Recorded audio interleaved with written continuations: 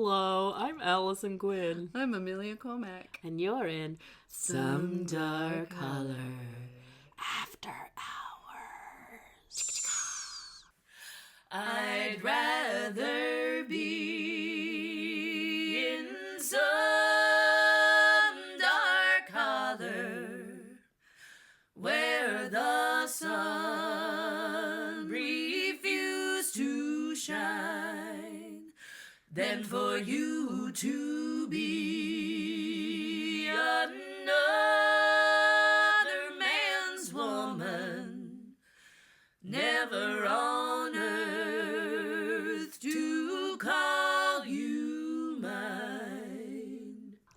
Oh, welcome to Some Dark Holler After Hours. Yes, we have some very amazing mood lighting. Yeah, Although I think it might make me go to sleep. it might. And by after hours, I mean it's past 7 o'clock. Which for us these days... Oh, middle age is fun. Middle age and having a child. The amount of times Both. Roger and I will be in bed at like 9:30 and be like, remember the days But we were where rock and roll. we would go to sleep at 2 a.m. Oh my gosh. I can't. I'm like, I'm tired. Yeah, But we're going to give Freeda her due. absolutely. I'm excited. We're going to do it. That being said,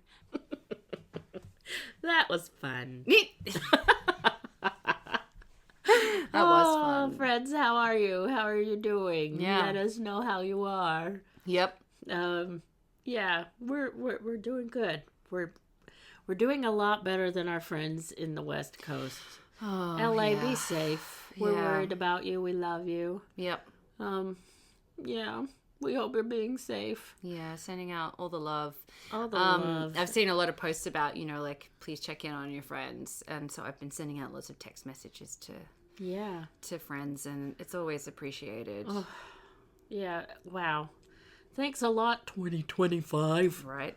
Starting it off interesting. I mean, as an Australian, I can empathize. I mean, that's how 2020 started for us, literally, that with fire. Oh my god. So it's, It's literally that Elmo fire gif. Oh, yeah. Yeah. Sorry. Yeah. Too much? Too soon? Sorry. I tend to try to make things funny when they shouldn't be. No, but you're trying to bring some levity in a time of darkness. I think that's... I mean, well, that's what my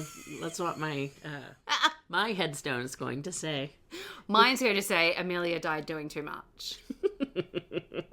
Because I'm always doing the most. Good start. So this murder ballad is not very well known, even though it was covered by the Carter family, the progenitor of country music, the Carter family, and it doesn't take place in North Carolina or England. I mean, 2 weeks in a row now we've had stories that haven't taken place in North Carolina. I'm proud of us. I am too. Predominantly me, because I don't know what I have against North Carolina, but I don't know. All the salacious stories happen in North Carolina, it seems. It's true. But this is happening in the early 1900s in Virginia. Oh. Floyd County, Virginia. Floyd County, Virginia. Mm-hmm. Right. And this gal, our lovely, our heroine, our victim, her name is Freeda Bolt. Such a great name. Freeda Bolt. As in bolt of lightning. Yeah. Also, I love Freeda, Free, because usually you see it's F-R-E, F-R-I-E. Yeah. Or Frida Kahlo's just F-R-I-D. Absolutely. So, free that girl. Freeda. Yeah. Yeah. She freed a bolt. She freed a bolt of lightning. So this is the story of the ballad of Young Freda Bolt. And I guess and it's sad, friends, but this is a murder ballad podcast. It is indeed. We're gonna do it. Listen, I covered the slaughter of an entire family, Hey. so I think Hey! Oh my goodness. So we're going to tell her story, and that starts with singing her ballad, the original ballad. We're doing the Carter family version, which came out maybe 10 years later. Just because I like the harmonies better than the original.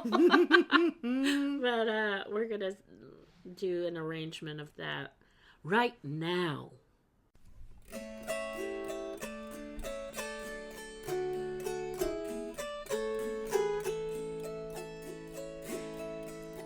Amid the Blue Ridge Mountains, there lived a maiden fair, whose life was pure as heaven, whose heart was free from care. She dreamed of love and romance, with a heart so glad and free. No doom within the future young Freda Bolt could see.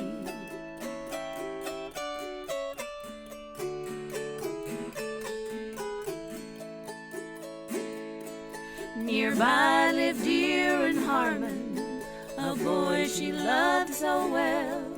And of these two young lovers, a story I will tell. 'Twas late one Thursday evening, the stars were shining dim, that dear and called his sweetheart to come and go with him.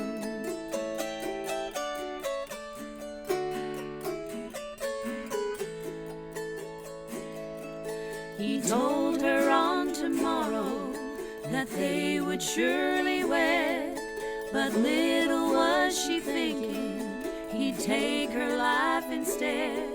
They motored to Bent Mountain, a place so dark and lone, and there her form so helpless he placed beneath a stone.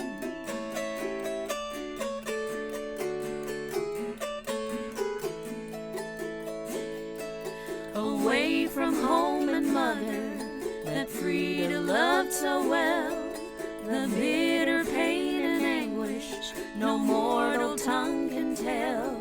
Through tears she pled for mercy, but heeding not her cry, young Harmon left his sweetheart in agony to die.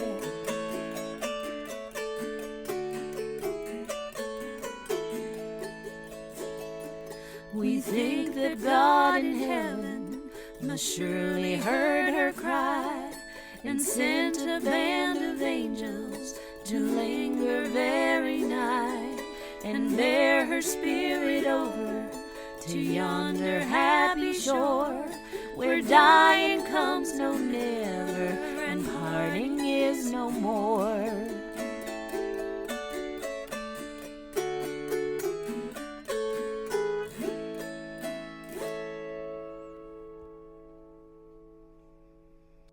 Did you enjoy that? Boy, that was fun. Was it great? My arms are exhausted. I don't know. I just love, we were talking about Sarah Carter's voice and how they were like, she had a voice of an angel. And literally, Sarah Carter is the most, like I said, she is the embodiment of the Depression. You know, her voice is very, amid the Blue Ridge Mountains. It's very, very alto, very, very heavy. Beautiful, but just very, it sounds like the Great Depression. Yeah, we were talking earlier today about, like, when people say, oh, this person had an amazing voice, and then you listen to these old recordings and you go, did they?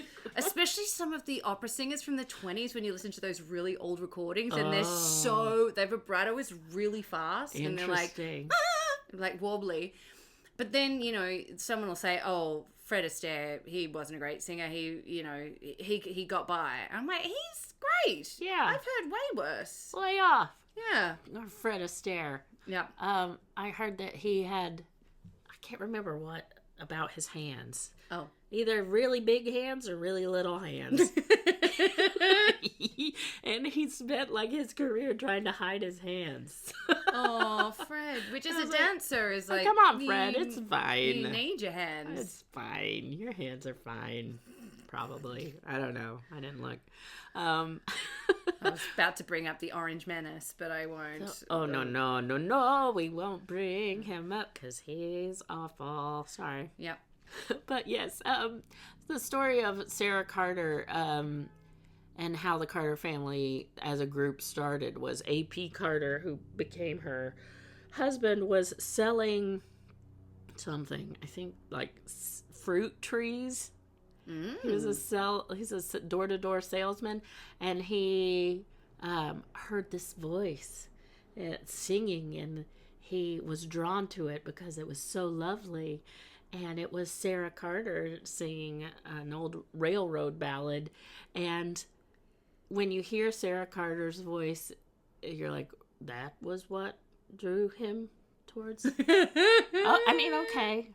I am, as a fan and as a member of the alto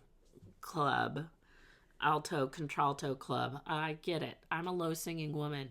But cheer up, Sarah Carter. I love that. But yeah. Also, to each man his siren song. Right. You know what I mean? Like, and if it's siren song to one keep person. on the sunny side, always on the sunny side. I'm like, really? You're telling us to cheer up like that? I love that. I love it. The dichotomy is. Oh, yeah. Which is why we love murder ballads. Anywho. Yep. Any hoot. So our sources today are from AppalachianHistory.net. A story called The Story of Freeda Bolt, posted by Dave Tabler from the newspaper The Roanoke Times, Thursday, December 19th, 1929. TheRoanoker.com, and the story's called Strange Days of Roanoke, Murder on the Mountain by Nelson Harris. The book Crimesong by Richard H. Underwood. These are all great resources, and I thank them for their information. Yes. Yay! There are not a lot of covers, much like our last episode of this. There's only 2 that I know of, but I will post those 2 on a Spotify playlist. Mm-hmm. It will be a very sparse playlist of 2 songs. I mean, mine was just one song. I think there's a heavy metal version of Freeda Bolt, though, too, so I'll find it. That would be cool. And post it on Spotify to accompany this. So that's awesome. Oh, I appreciate any kind of heavy metal cover of an old song. So, yay.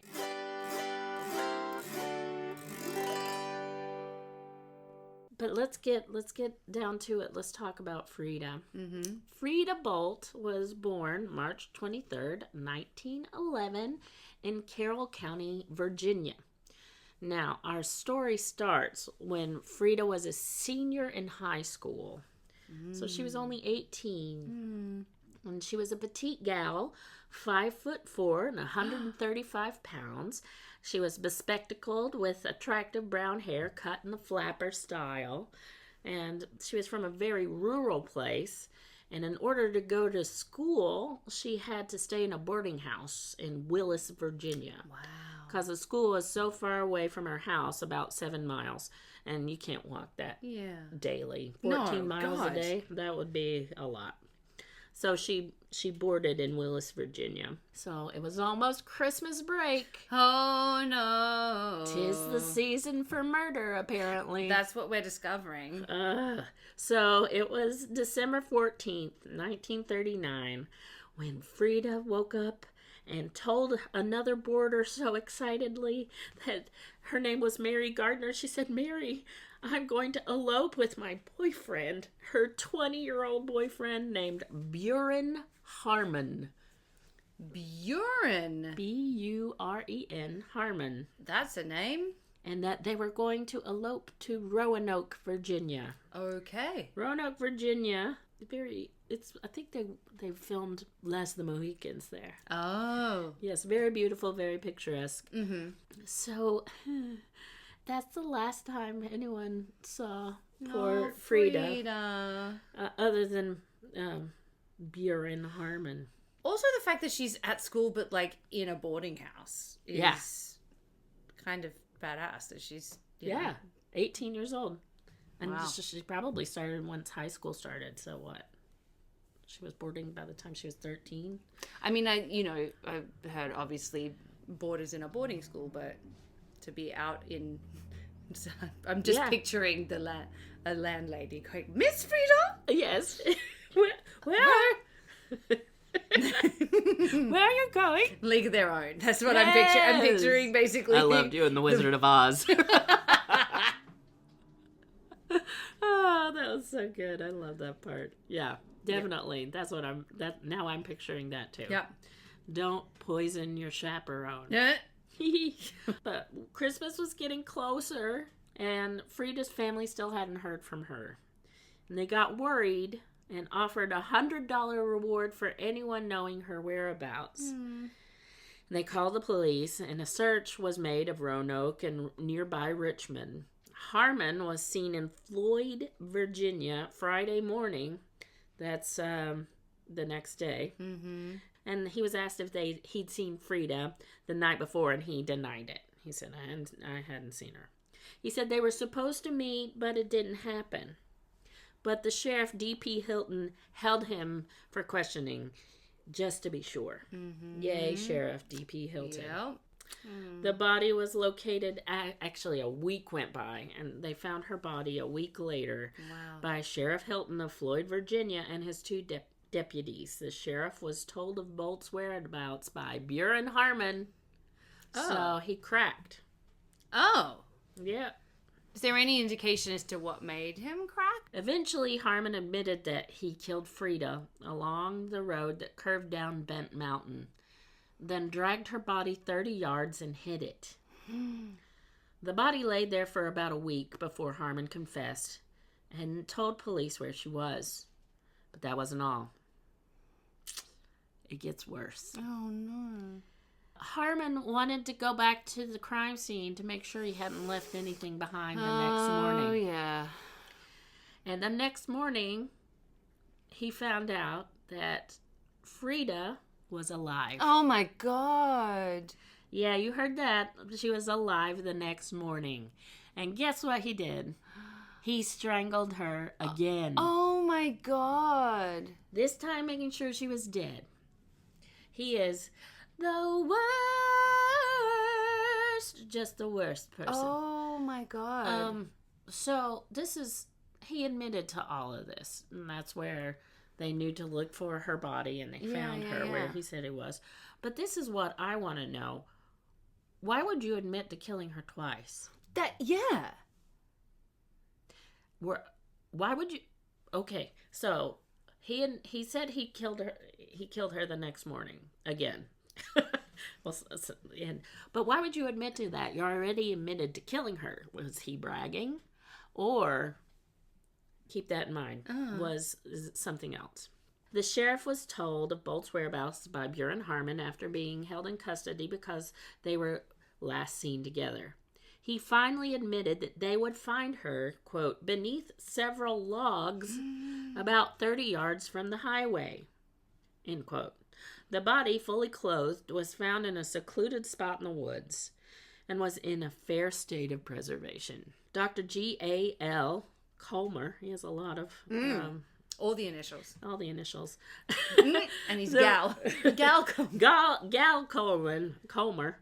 The Roanoke County coroner performed a cursory examination and said a heavy cord was found tightly around her neck. Wow, that doesn't take a coroner to find out. But well, yeah. After a cursory examination, he found a cord tightly around her neck, but he didn't know whether it was used to strangle Freeda or to drag her body to its hiding place. Arrangements were made to move the body to Salem. I didn't know there was a Salem, Virginia, but there is, where an autopsy will be held. Dr. Coleman said, whether or not Harmon will be turned over to Roanoke County authorities had not been determined. But Deputy Sheriff Richardson said, since it has not been established where the young girl met her death. So they didn't know whether he was going to be held in Roanoke County or she was killed somewhere else and then just dragged there. I'm also thinking back to when you were talking about him going back to see, like when he found out that she wasn't dead. I'm like, you just wanted to go and check out your handiwork. You know? Yeah. Like literally returning to the scene of the crime. That's disgusting. Is what I'm thinking. So, just 5 days before Christmas, Freeda Bolt was laid to rest in the Mayberry Cemetery. Mayberry, like Andy Griffith. The funeral was held at Little Flock Church and was attended by a large crowd. But the Roanoke Times noted that, quote, the girl's mother and sister, Opal, who had been prostrated since the tragedy, were unable to attend the services. Oh, so that's so sad. Yeah. So here we have another sad slain girl, as they call them, slain girl ballad. But why? There's another fictional murder ballad called Pretty Polly that Amelia and I have covered before that reminds me of this crime. And the motive is never explained in that one. Just that a couple elopes, and when they get to a certain part in the mountain, the man just kills her, for funsies. Was she that annoying? Horrible. I shouldn't be laughing at that. But why? Yeah. Well, again, we have the real reason was the oldest method of birth control. Oh, God. Kill the mother before the baby's born. Which makes me mention we will have a link to Planned Parenthood in the show notes. Yep. And if we have any merch, there will probably be pink sweatshirts that say Planned Parenthood. Yep. Have a better plan than this jerk. Yep. I know it's our own merch, man. I've heard you say I have a better plan than this, but adding the jerk on the end just caps it off so perfectly. Yeah. Ugh, what a piece of trash. He's a piece of trash. His solution for not wanting to be a father was to kill poor Freeda and chuck her in the woods like nothing happened. And she was only 18 years old. It was said that Harmon had to be moved from Floyd County in order to protect him from being lynched by the angry citizens. Wow. So they were mad. So we get to the trial. At this asshole's trial, which started April 7th, 1930, his defense team tried to go with the plea of, get ready for this, genetic insanity. I'm sorry, excuse me? Maybe he's born with it. Maybe it's genetic insanity. Oh. I have never heard that before as a defense. Genetic insanity. Saying that Harmon's family had a long line of, quote, insanity, imbecility, and epilepsy. Yeah, because epilepsy. I love that. I love the fact. Wait, it gets worse with the epilepsy. A Dr. L.G. Pedigo testified that Harmon had epileptic insanity. What? I've never heard of such a thing. No. You just shake and you're like, I'm crazy. It's epilepsy. It's driving me crazy. I don't know. If you've heard of epileptic insanity, please write in and let us know. I can't find it anywhere. I also just love the fact that, we all know people who are epileptic and thinking that there is a time in the not so distant past where those people would have been institutionalized. Yeah. Just because they had epilepsy. Just because they had, It just seizures. is crazy. Yeah. It is wild to me. So I was about to say it's crazy to me, but no, it's wild. It's truly wild because they are perfectly rational, Yeah, people. They just happen to not like strobe lights. No. They just can't handle strobe lights. But this apparently, his epileptic fits led him to murdering a woman. Wow. And that they also said that he had the mental capacity of a 12-year-old. Mm-hmm. Quote, he is mentally unsound, Pedigo said. He is below par mentally to start with, and he is so far abnormal that under any excitement or irritation or provocation, his impulses and passions would get beyond any self-control he has left, end quote. I'm amazed that he's 20. I'm amazed that he got through his adolescence, which that's a crazy time hormonally for you anyway. He got this far without any sort of episodes or crimes or... Yep. So that makes... That's how severe his... That's a big question mark right there. Yeah. He had a job and could drive a car. Oh, So, I mean, maybe 12-year-olds can drive a car. Well, back then. I'm sure they did, with big blocks on their shoes. So, I have...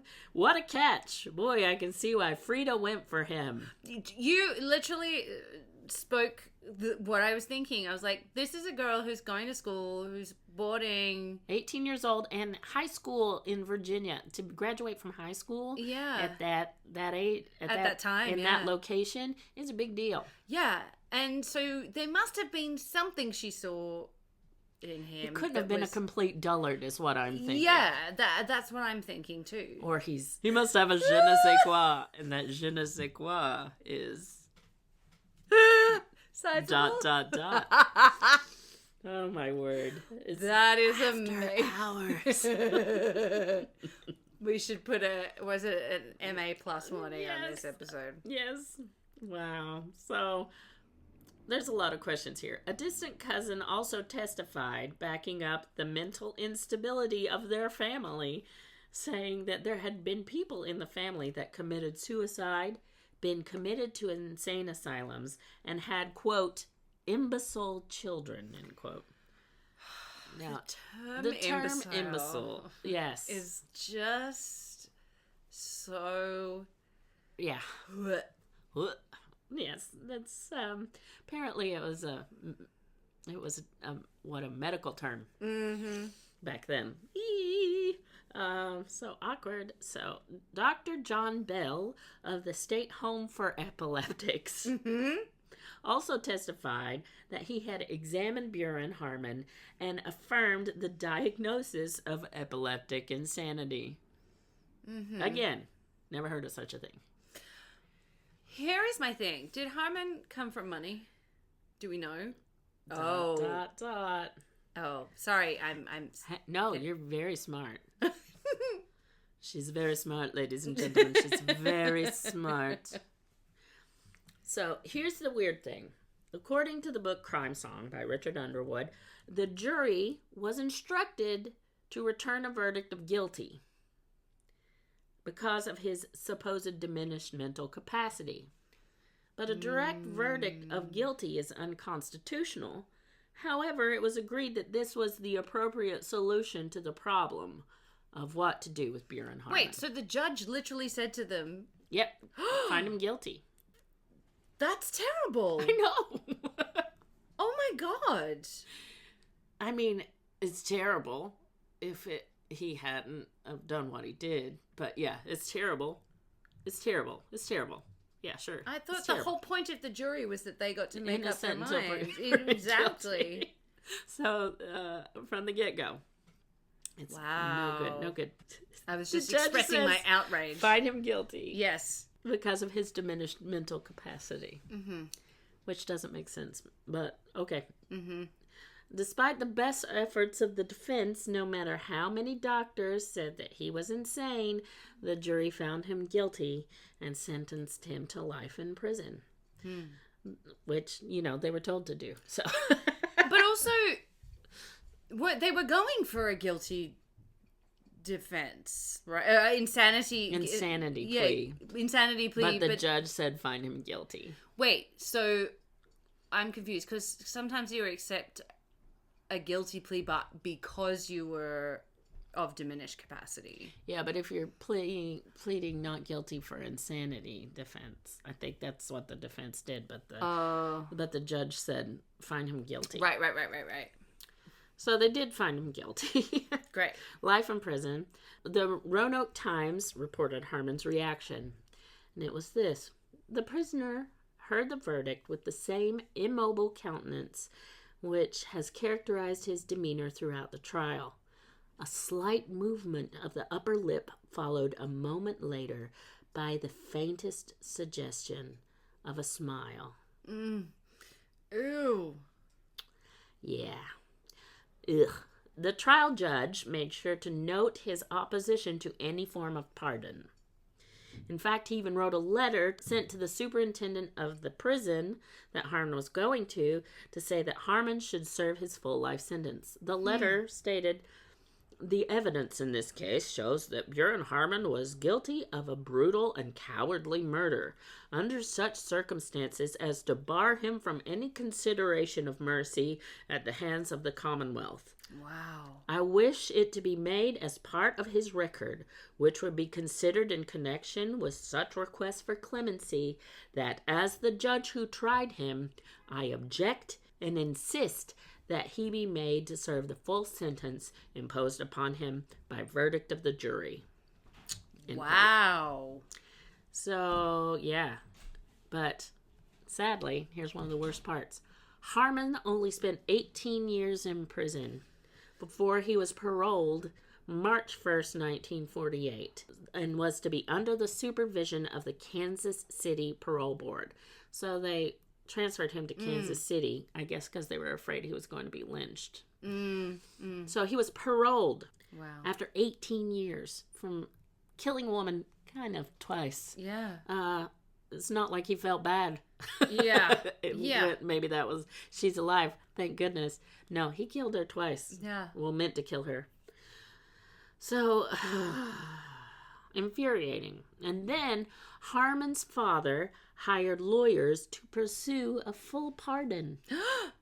When that wasn't granted, thank you, the lawyers requested that the governor, quote, at least remove the supervision feature so that Harmon would not be embarrassed by visits from the Kansas City Parole Board, end quote. Wait, what? So, how would he be embarrassed by...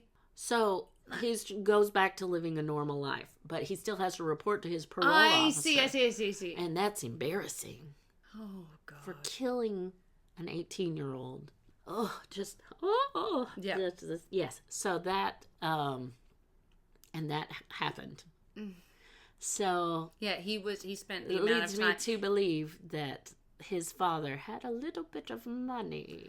Well, the reason I was saying that was because if you can hire that many doctors to testify on your son's behalf, and doctors that run centers, like run the epileptic center. Yeah, for the insane. Like the epileptic. Oh, sorry. Yeah. No, I just am like that's a lot of greasing of palms. Yeah. So, yeah, oh heavens, we can't have him embarrassed that he has to report to the parole board. Oh, my goodness. Let alone the embarrassment that your son was convicted of. Oh, I can't. Twice, yeah. I can't. He gets to live a normal life. And then Buren Harmon died in 1969 of natural causes and was buried in Floyd County, Virginia. So, the ballad was written in 1930, just a year after the murder by Doc M. Shank.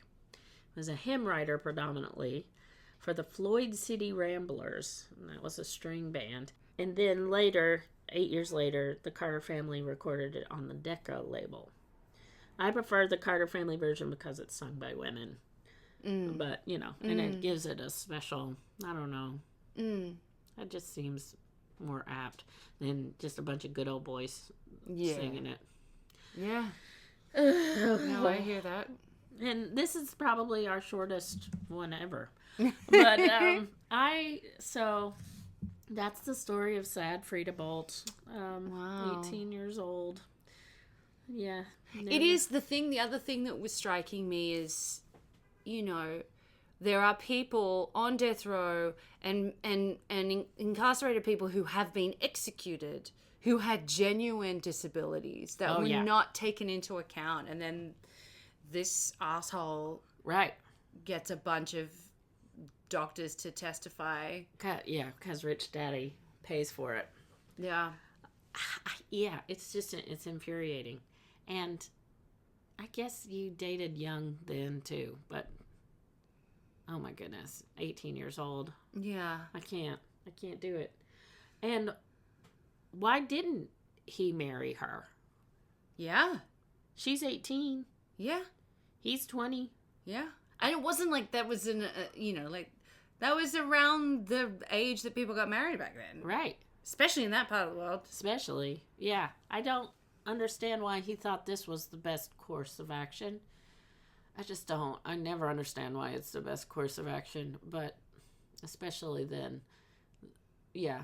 It's not like it was going to be a scandal other than it was pregnancy out of wedlock. But how do you fix that? Wedlock, not murder. Yeah. Yeah, I don't get it. And so was he in a diminished mental capacity, and that's why he admitted to killing her twice, or going back and finishing the job? Or was it all elaborate? I want to think it's all an elaborate, just trying to get him out of jail or prison, out of the prison sentence. Because if he can drive a car and have a job, I don't know. Yeah. His epileptic insanity. Or is it insane epilepsy? I don't know. Chicken or the egg. Yeah. So, yeah, I don't know. I'm willing to bet that he is not as simple as they're saying. Yeah. It does make the other thing I just keep thinking, I was like, oh, Freeda, what did you see in it? Like, exactly. Was there some inkling, but I guess. Like, if he's so simple, he couldn't have been that charismatic. Right? It's not like he could woo her. I don't know. It's too many unanswered questions. So, I wrote this version of the song to where she lives. Because I like to rewrite them so that they live. Yeah. I'm going with the course that he doesn't have the mental capacity of a 12-year-old. I think it's all just a ploy to get him out of prison or not to get a life sentence. So with that in mind, I wrote my new version of Freeda Bolt. And I wrote it on the dulcimer, which is something that I picked up by myself and don't know a lot about. It's more of a just what kind of sounds I can make with it. And I made these sounds. That is the best no intro. Technical skill at all. I think that no is knowledge. My favorite intro into one of our songs that you've ever done. That's my favorite. Also, just so rambling. And I have to tell you, this is probably my favorite. I think it's just, you've written the most beautiful song. Thanks, it's friend. so haunting and stunning, and I like it a lot. Oh, thank you, friend. Well, I hope it really suits the timbre of this story, the tenor. I don't know what I'm trying to say. But at the same time, calling the guy an idiot. Yeah. Calling him horrible. Yeah. So, yeah. And this is my version of Freeda Bolt.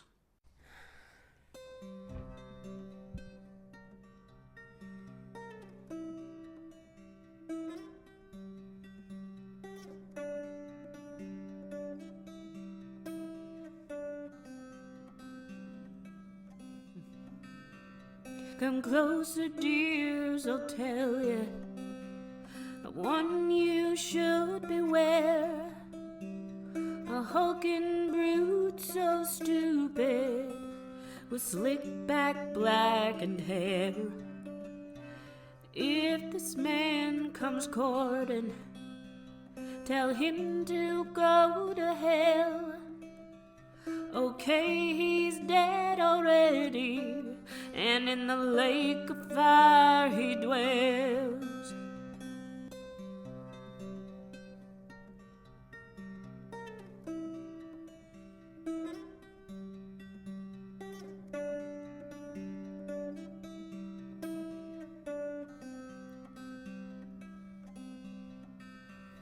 Although he's feeble-minded, he still could drive a car.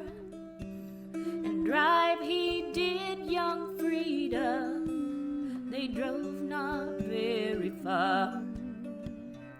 up and down Bent Mountain, and on the steep descent, he turned into a demon, and Freeda's life he spent.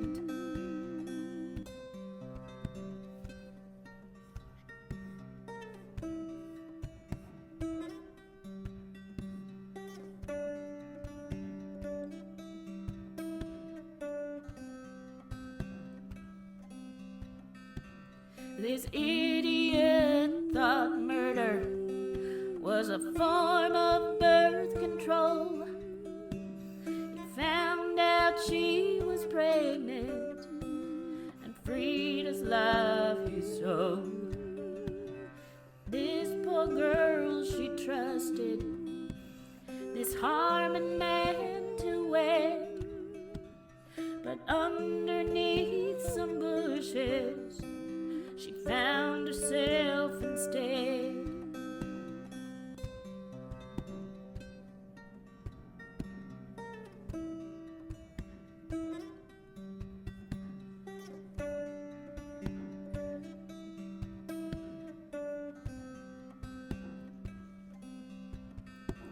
She did not die that evening, and to her life she clung, survived until the morning, and on a branch she flung her broken, wounded body, and hoisted up her head.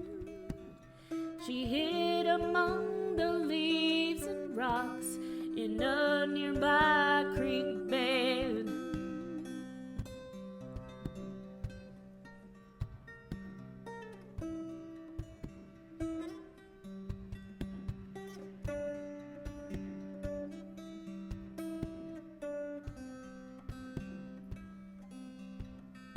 Dumb Harmon came a-looking, and much to his surprise, he could not find young Freeda hidden in her disguise. He feared she had found rescue, and told the police too, and Harmon tried to kill her, so his pistol he drew.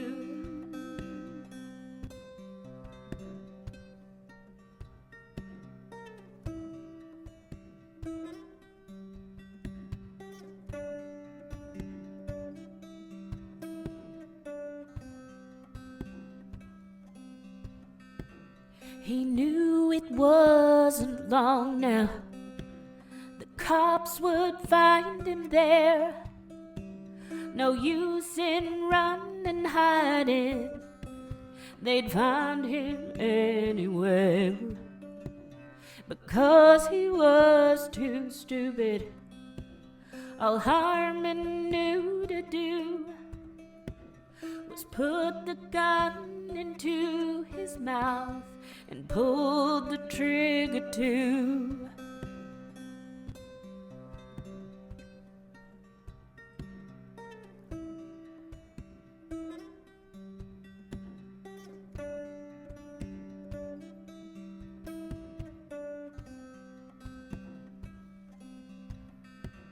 Don't you feel bad for Harmon? He was a horrid lout who tried to kill our Freeda, but help soon came about. The search party did find her, and she recovered well, and Freeda lived a full long life, while Harmon rots in hell.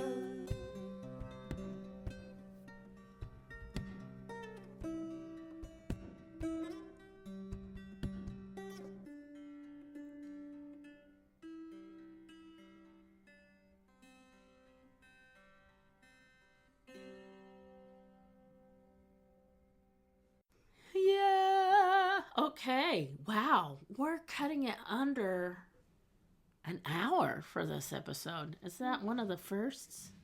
Oh, I think one of mine was a bit short. Yeah. Yeah.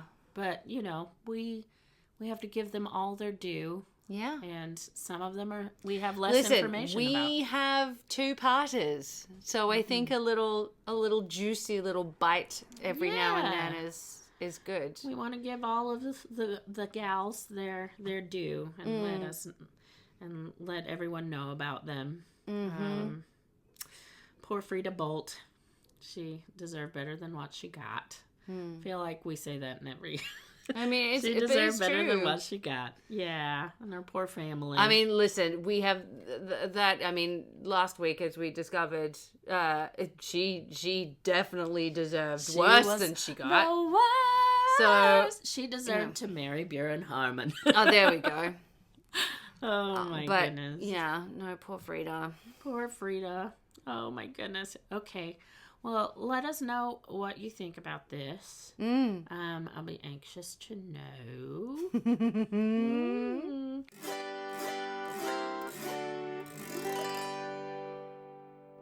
Oh, so are we doing the social media roundup? Oh, yeah. Yay! So social media. You can email us at cormacandgwen@gmail.com. Yeah.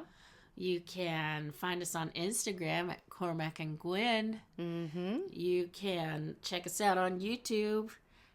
If you search Cormac and Gwen, you'll find it.